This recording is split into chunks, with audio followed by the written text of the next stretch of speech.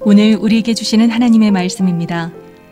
레위 족속 중 한 사람이 가서 레위 여자에게 장가들었더니 그 여자가 잉태하여 아들을 낳아 그 준수함을 보고 그를 석 달을 숨겼더니 더 숨길 수 없이 되매 그를 위하여 갈 상자를 가져다가 역청과 나무진을 칠하고 아이를 거기 담아 하숫과 갈대 사이에 두고 그 누이가 어떻게 되는 것을 알려고 멀리 섰더니 바로의 딸이 목욕하러 하수로 내려오고 시녀들은 하숫가에 거닐 때에 그가 갈대 사이에 상자를 보고 시녀를 보내어 가져다가 열고 그 아이를 보니 아이가 우는지라 그가 불쌍히 여겨 가로되 이는 히브리 사람의 아이로다.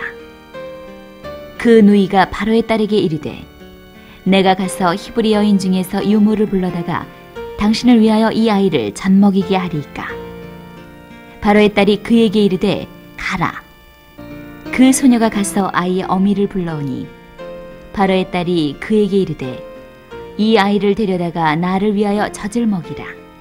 내가 그 삭슬 주리라. 여인이 아이를 데려다가 젖을 먹이더니 그 아이가 자라매 바로의 딸에게로 데려가니 그의 아들이 되니라. 그가 그 이름을 모세라 하여 가로되 이는 내가 그를 물에서 건져내었음이라 하였더라. 아멘. 어느 날 미국 우주 탐사선에서 휴스턴에 있는 지구 기지에 이런 통신문을 보냈답니다. 휴스턴, 문제가 하나 생겼다. 우주에서 문제가 하나 생겼다는 것은 생과 사가 달린 심각한 문제겠지요.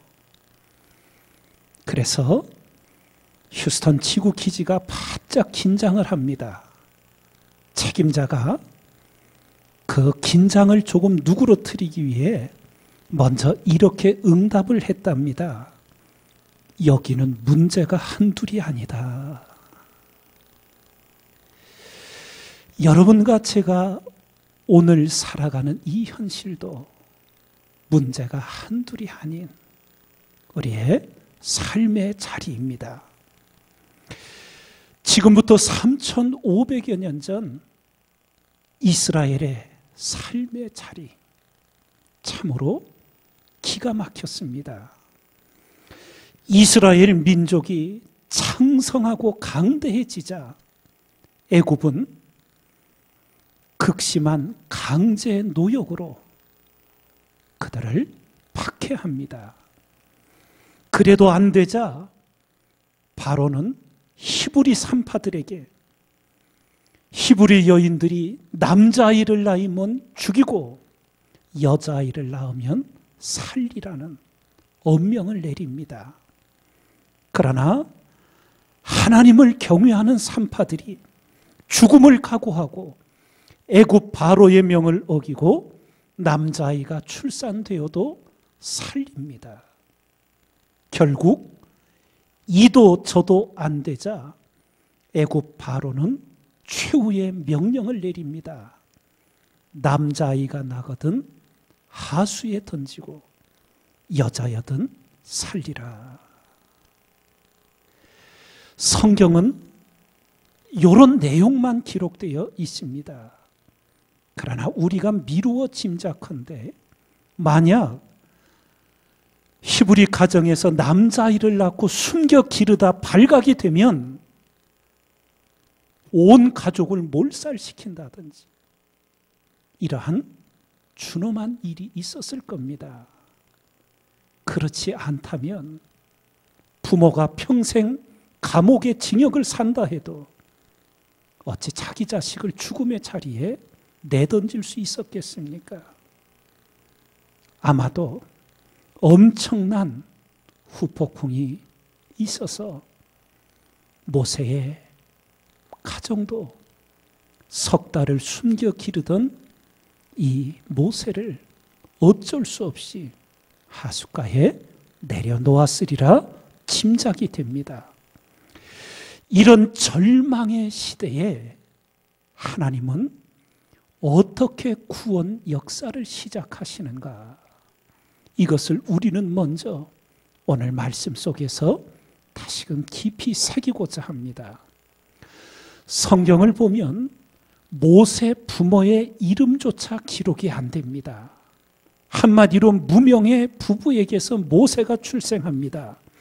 레위 족속 중 한 사람이 가서 레위 여자에게 장가 들었더니 그 여자가 잉태하여 아들을 낳아 그 준수함을 보고 그를 석 달을 숨겼다고만 기록이 되어 있습니다.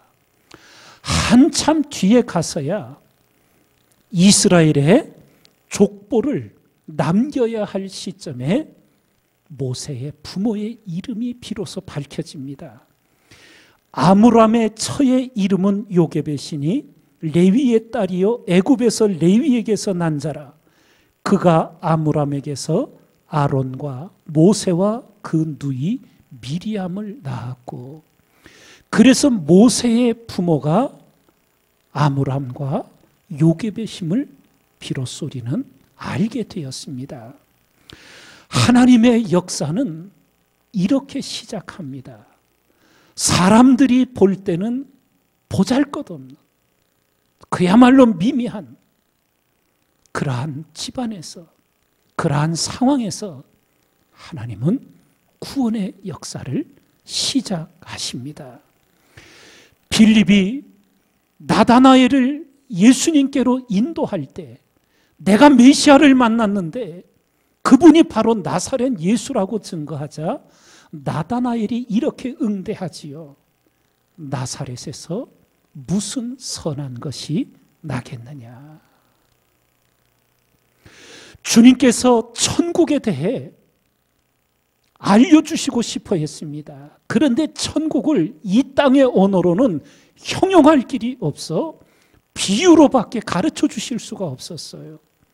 그 천국 비유 가운데 바로 천국은 마치 사람이 밭에 갖다 심은 겨자씨 한 알 같으니, 이렇게 표현된 적이 있습니다. 겨자씨는 씨 중에 가장 작은 것이라 그래요. 하나님의 역사는, 하나님의 나라는 그 시작할 때는 사람 눈에 너무 보잘것없이 미미하게 보이는 거예요.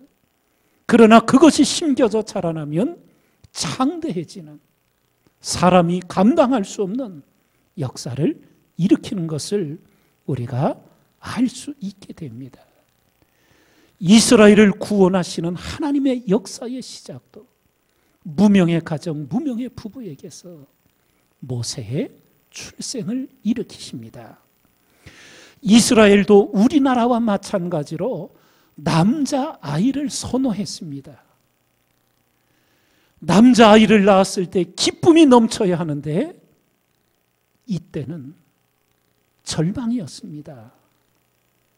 여자아이는 살려두어서 애굽이 종으로 쓸 수 있지만 남자아이는 하숫가에 죽음에 내려놓아야 했던 때였습니다. 그 여자가 잉태하여 아들을 낳아 그 준수함을 보고 그를 석 달을 숨겼다고. 그런데 생각해 보십시오. 그 모세를 숨긴 석 달 동안 그 가족들은 자도 자는 게 아니에요. 먹어도 먹는 게 아니에요. 살아도 사는 게 아닌 온갖 긴장 속에 머물러 있었을 것입니다. 그러다 결국 더 이상 더 큰 절망을 겪을 수 없어 하숫가에, 애굽에는 파피루스라는 것이 많이 있었어요. 오늘 갈대, 갈이라고 표현을 하지요.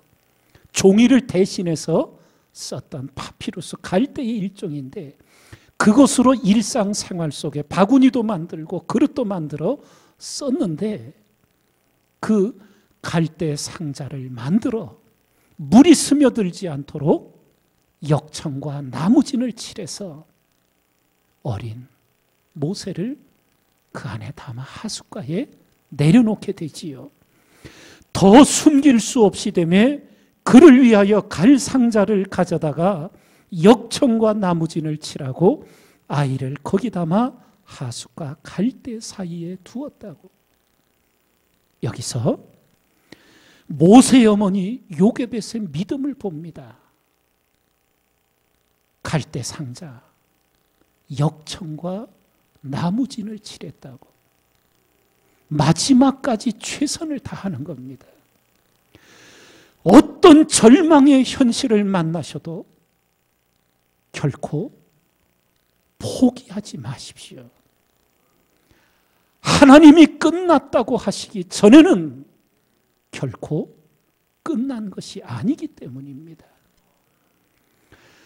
룻기를 읽으면 나오미 집안이 남편도 죽고 두 아들도 일찍 죽어 후손이 없었습니다. 대가 끊긴 집안이 몰라 그랬어요.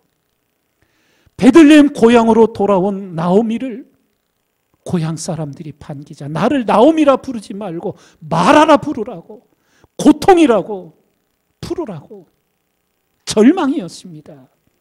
그런데 하나님이 그 신실한 자부 룻을 통하여 나오미의 집안을 어떻게 회복시키시고 어떻게 은혜를 베푸셨는지 우리는 잘 알고 있지 않습니까?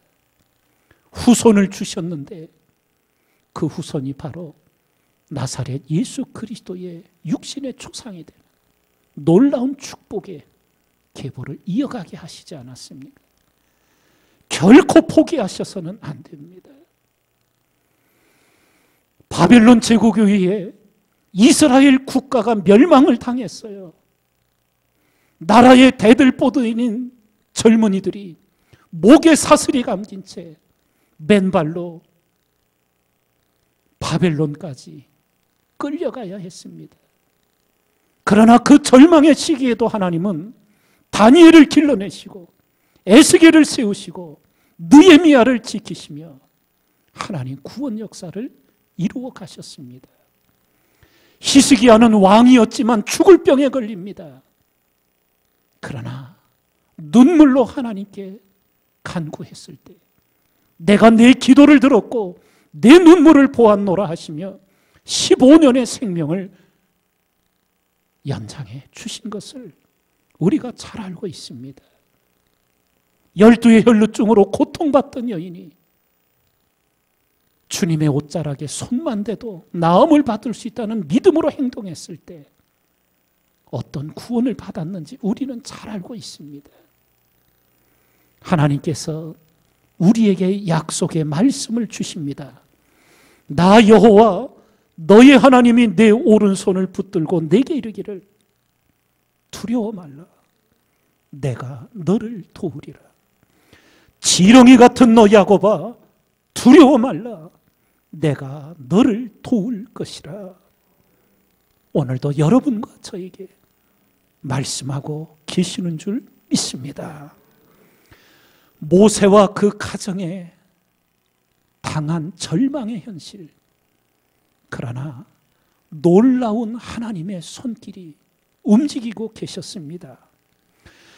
어머니 요게벳은 갈대 상자에 역청과 나무진을 발라고 모세의 누이 미리암은 그 갈대 상자에 내려진 곳을 떠나지 않고 어떻게 되는 것을 알려고 멀리 서서 지켜보고 있었습니다. 그때 바로의 딸이 목욕하러 하수로 내려옵니다. 성경은 이렇게 기록해 주었습니다. 바로의 딸이 목욕하러 하수로 내려오고 시녀들은 하수가에 거닐 때에 그가 갈대 사이에 상자를 보고 시녀를 보내어 가져다가 열고 그 아이를 보니 아이가 우는지라 그가 불쌍히 여겨 가로되 이는 히브리 사람의 아이로다. 지금 애굽의 국법이 지엄한 것을 이 공주도 다 알고 있어요. 그 아이가 히브리 사람이 어이할 수 없이 하수에 내어던진 아이라는 것도 알고 있어요. 그런데 하나님은 그 공주의 마음에 불쌍히 여기는 마음을 들게 하시면서 그 모세를 양아들로 삼게 하시는 놀라운 역사를 일으키고 계셨던 겁니다. 하나님이 통치하시는 세상에 우연은 없습니다. 세상 사람들은 우연히 목욕하러 왔다가 씻으러 왔다가 그렇게 만났다. 아니에요. 하나님의 보이지 않는 손길이 정밀하게 역사하시고 움직이고 계셨던 거예요. 주님은 우리에게 이것을 가르쳐 주셨습니다. 참새 2마리가 한 아사리온에 팔리는 것이 아니냐. 그러나 너희 아버지께서 허락지 아니하시면 그 하나라도 땅에 떨어지지 아니하리라. 너희에게는 머리털까지 다 세신바 되었나니 두려워하지 말라. 너희는 많은 참새보다 귀하니라. 참새 하나가 땅에 떨어져 죽는 것도 하나님 허락하셔야만 이루어진다고 하는 것을 주님이 우리에게 가르쳐 주셨어요. 중국 선교를 위해 기도하며 중국 역사의 글들을 읽다가 잊을 수 없는 한 재밌는 글을 읽었어요. 중국이 공산화되고 공산당이 국민들에게 뭔가 이제 뛰어난 업적을 남기고자 대약진 운동이라는 것을 모택동이 일으킵니다. 그러며 시작한 것이 중국이 늘 양식이 부족했어요. 그런데 가만히 보니까 참새들이 추수 때에 너무나 많은 양식을 먹는 것을 보고 참새 박멸 운동이 벌어집니다. 그런데 어떻게 참새를 잡았는지 아십니까? 무슨 새총이니 엽총으로 잡은 게 아니에요. 인해전술이었어요.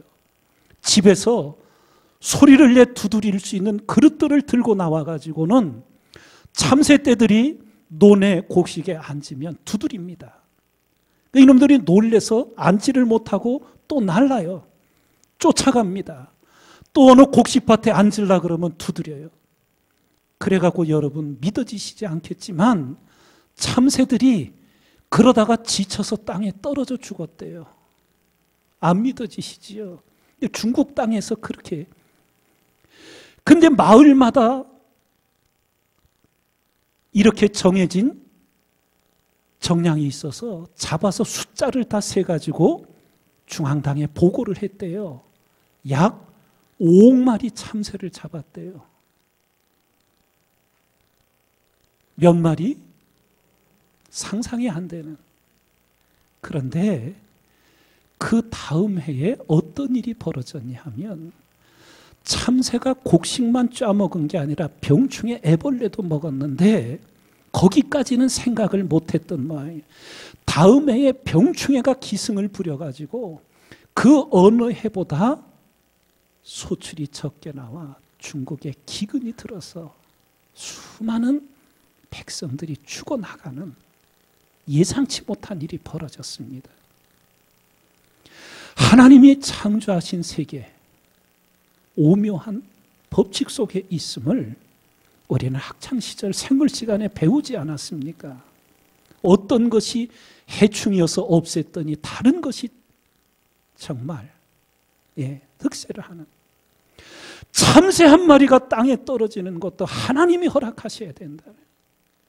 세상에 우연은 없습니다. 우리는 모든 사건과 일에 대해서 함부로 말해서는 안 되지만 그냥 어쩌다 보니 일어난 일은 세상에 없어요. 하나님이 통치하고 계시는 거예요. 우리가 지금 다 이해할 수 없는 일들이라도 나중에는 그 이유를 알게 되는 일들도 있게 될 것입니다. 하나님의 세미한 손길이 어떻게 역사를 하셨는지, 공주의 양아들로 들어가는 것도 기가 막힌 일이지 않습니까? 우두머리 원수 집안에 양아들로 성장케 하시는 하나님의, 이거 유머라고 해야 돼요? 뭐라고 해야 돼요? 예? 거기다가 젖을 먹이는 유모가 필요한데 이때 미리암이 활약을 하는 거예요. 그 모습을 멀리서 지켜보다 달려가서 내가 히브리 유모를 하는데 소개해 드릴까요? 그래서 결국 모세는 자기 친어머니의 젖을 먹고 성장하게 되지요. 바로의 딸이 그에게 이르되, 여기서 그는 요게벳이에요. 이 아이를 데려다가 나를 위하여 젖을 먹이라. 내가 극삭을 주리라. 여인이 아이를 데려다가 젖을 먹였다고. 여러분, 세상에 지자식 젖 먹이고 그 삭슬 받은 여인은 요게벳이야. 우리 하나님이 하시는 일이 너무나 신묘막측한 거예요. 레위 집안 어머니 요게벳으로부터 모세는 분명히 신앙교육과 민족교육을 철저히 받았을 것입니다. 여러분, 지금 코로나19로 인해 우리 자녀들이 학업에 지장이 초래되고 올해 또 입시를 치러야 한 고3 학생들이 어려움에 처해 있지요. 여러 일들 앞에 교회에서는 여름방학을 이용해 성경학교, 수련회 단기 선교를 통하여 하나님을 만나고 말씀을 배워 익히도록 하는데 제약이 따라와요. 그러나 염려하지 마십시오. 우리 요게벳의 노래의 찬양 가사처럼 하나님께서 기르시고 하나님께서 교육하시고 하나님께서 인도하시고 하나님께서 지켜주시며 세워주실 것입니다. 하나님이 모든 것을 예비하십니다. 모세의 이때의 일을 통하여 하나님은 80년 앞을 내다보시며 모세를 준비하고 계셨던 거예요. 지금 우리 앞에는 캄캄하니 하나도 앞이 보이질 않을 수 있어요. 그러나 하나님은 준비하시고 예비하시는 하나님이십니다. 하나님은 사람을 통해 일하시는데 여러분과 제가 다시 한 번 더 마음 깊이 새길 교훈이 하나님은 의인만 쓰신 게 아니에요. 성경을 보면 악한 나라, 악한 자도 들어 쓰셔요. 근데 문제는 무너뜨리는데 쓰임받은 자는 결국 하나님 앞에 심판을 받아 멸망을 해요.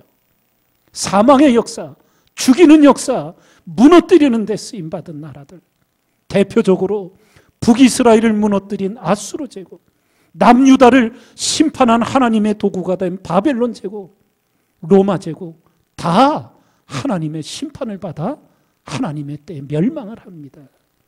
성경은 이렇게 기록합니다. 너희는 너희 아비 마귀에게서 났으니 너희 아비의 욕심을 너희도 행하고자 하느니라. 저는 처음부터 살인한 자요, 진리가 그 속에 없으므로 진리에 서지 못하고 거짓을 말할 때마다 제 것으로 말하나니 이는 저가 거짓말장이요 거짓의 아비가 되었음이니라. 사단이 하는 일은 죽이는 일이에요. 여기에 휘둘리시면 안 됩니다. 반면에 하나님이 세우는 데 쓰임받은 자, 살리는 데 생명의 역사에 쓰임받은 자는 살아서도 살리는 일에 쓰임받고 죽어서도 영원한 하나님의 생명에 들어가게 하시는 거예요. 요셉이, 다윗이, 바울이 그러했습니다. 그래서 주님은 이 역사를 한 말씀 속에 이렇게 기록을 해줍니다. 도적이 오는 것, 여기 도적은 사단이에요. 도적이 오는 것은 도적질하고 죽이고 멸망시키려는 것뿐이요, 내가 온 것은 양으로 생명을 얻게 하고 더 풍성히 얻게 하려는 것이라 일깨워 주셨어요. 항상 하나님께 기도하며 무너뜨리는데 쓰임받고 버림받는 자가 되지 말고 살리고 세우는 데 쓰임받아 영원한 은혜를 누리는 여러분과 제가 되어야 될 줄 믿습니다. 고통받는 거, 고난당하는 거, 압제받음이 우리 인생에 백해무익한 것입니까? 성경은 단호하게 말씀합니다. 아닙니다. 만약 이스라엘이 요셉 당시처럼 대우받고 편안했다면 모세 시대에 누가 목숨 걸고 출애굽하려 했겠습니까? 바벨론에는 70년 포로 생활을 했어요. 여러분 역대상하를 읽으면 페르시아 고레스 왕을 통해 해방이 선포됐을 때 각 나라 민족들이 자기 나라로 돌아가요. 자유인이 됩니다. 그런데 여러분 유대인들이 다 이스라엘 땅으로 돌아왔습니까? 아닙니다. 많이 안 돌아왔어요. 70년 살은 땅. 그런데 여러분 애굽 땅은 430년을 살았어요. 사람이 터전을 잡은 데서 한번 떠나기가 쉽지 않다는 거 우리 알잖아요. 그런데 출애굽할 때는 한 명의 유대인도 애굽 땅에 남지 않고 다 가나안 땅을 향해 떠났어요. 그것이 어떤 일 때문에 그렇습니까? 성경을 통해 하나님의 미래를 바라보시는 그리스도인이 되셔야 합니다.